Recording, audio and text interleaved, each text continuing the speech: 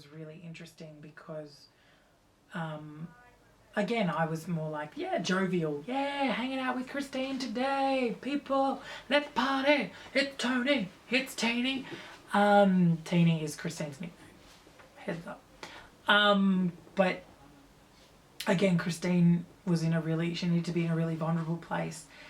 And I didn't necessarily want to be in a vulnerable place because, again, this is loosely based on my life. I have several friends living with HIV who I adore and I think are some of the strongest, most beautiful people in the world. I've never met any, like, they give me strength, and to me that is fantastic.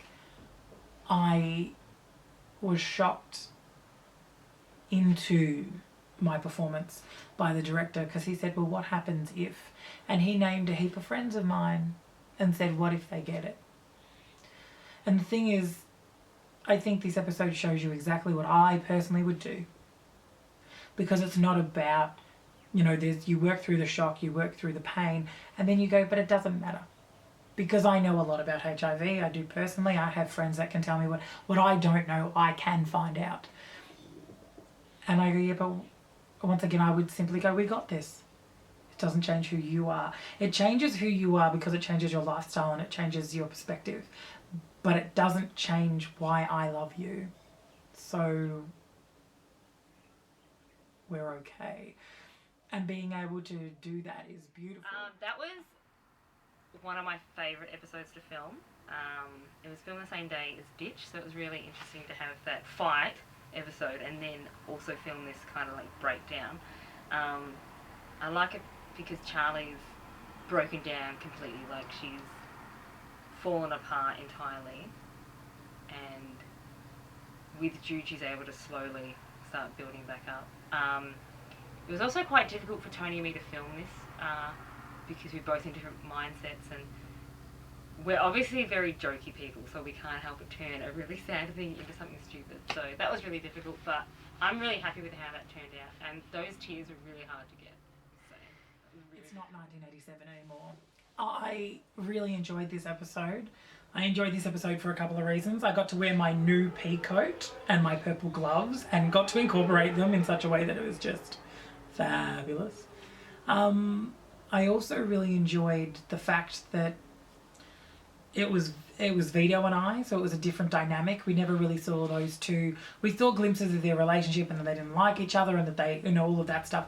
But we didn't get to see them interact. We also got to see a different side of Jude where he was a bit more, you just need to back off. And it's like, are you threatening me? I'm not threatening anything. She will kill you. And I can't stop it. This episode for me is also Jude going, I'm giving up control because I can't control this situation.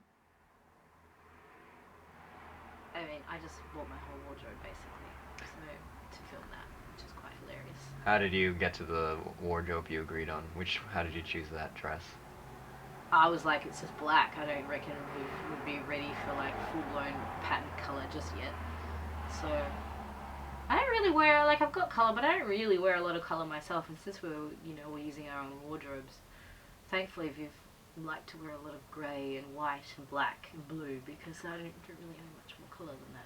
To some extent, you're actually putting a little bit of yourself into the character. Oh, well, you do that anyway. You have to when you're an actor because otherwise it's not really relatable. yeah, I liked it because of the name. I kept saying Lowenstein. Lowenstein. But I said it like that. I don't know if it's Lowenstein. But that was really good. I got to work with an actress named Lucy, and she was heaps of fun. And that was actually filmed at my house. Am I allowed to say that, or is that wrong? Just cut it. Edit it. Let's start again. Yeah, I did it with a girl called Lucy. Yeah, that was completely different to what we'd done earlier, considering like it's all been like friends talking about friends and all that kind of stuff, and with your problems, and then to do an outside one where Jean was talking to a counsellor. It was just a really nice and different way for her to deal with whatever she's dealing with. Does that make sense? It was just like, I enjoyed the new experience, the new interactions that Jean would have with someone that was outside her group of four. Really enjoyed Bad News Couch from a writing perspective because we'd already done We Got This, and Bad News Couch was essentially the same thing in a different context and different style, but how do you do the same thing? We couldn't do the whole music over the top and, you know, we couldn't do that. We did that, and I think we did that quite successfully. So we wanted to do it differently, and I feel that this was a really strong episode because we got to see Charlie, who is this strong, sassy, you know, girl, I will tell you what I think, you will take it, and I will continue on. You know, that's sort of her vibe.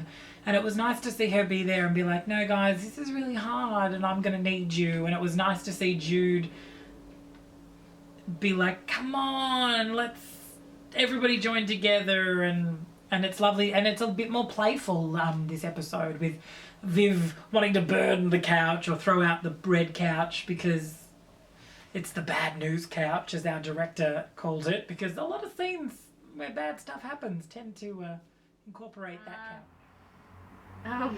It should be fresh. Tony doing his lines is so funny. The PSA, public service announcement. That's right. Yeah, that was funny. Do you want me to say it's funny again? It's pretty funny. It's funny. I know.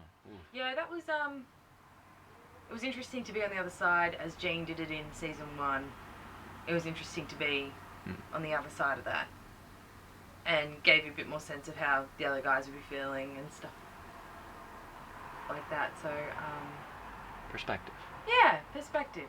I'd say that that's the key word for that episode for Jean. Bad News Couch was kind of bittersweet because it was one of the last ones we filmed, but I really do like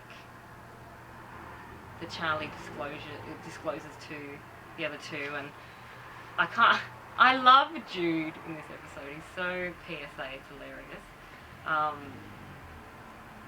But the bad news, here we go, bit of trivia. The Bad News Couch, it was actually Adrian constantly called the red couch the Bad News Couch, so Tony decided to write an episode called the Bad News Couch and add it in there.